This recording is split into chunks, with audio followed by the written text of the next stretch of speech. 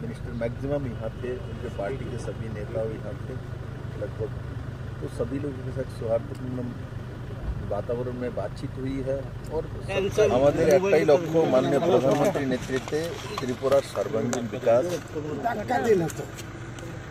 महाराजा বীরবিক্রম কিশোর মানিক্যের যে স্বপ্ন সেই স্বপ্নকে সাকার করার জন্য আমাদের त्रिपुरा पार्टी और भारतीय जनता पार्टी जे मिलन এবং সেই মিলন নিশ্চিত ত্রিপুরার শান্তি সমৃদ্ধি এবং ওভারঅল ডেভেলপমেন্ট আর সেইটাকে লক্ষ্য রেখে সেটাকে আলটিমেট গোল পয়েন্ট বানিয়ে আমরা কাজ করছি।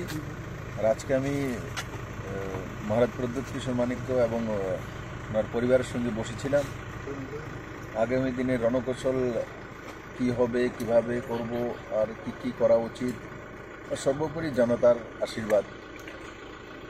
আমরা সবাই মিলেমিশে এই ইলেকশনে যোগদান করব।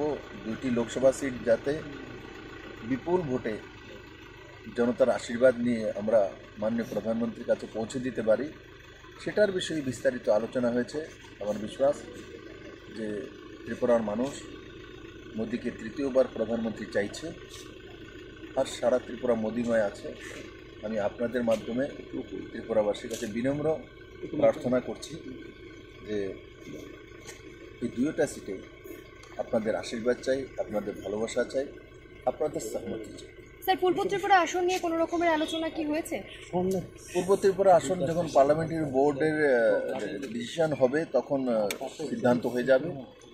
তো আমাদের পার্লামেন্টারি বোর্ড কিছুদিনের মধ্যে হয়ে 2-4 দিনের মধ্যে, আমার যেটা আনুমানিক 2-4 দিনের মধ্যে মাননীয় প্রধানমন্ত্রীকে সময় দিলেই পার্লামেন্টারি বোর্ড দিল্লিতে মিটিং বসবে আর সেই মিটিংয়ে আমি আশা করি ত্রিপুরা পূর্ব ত্রিপুরা সিট ডিক্লেয়ার হয়ে যাবে। सर 2 लाइन इंग्लिश हिंदी में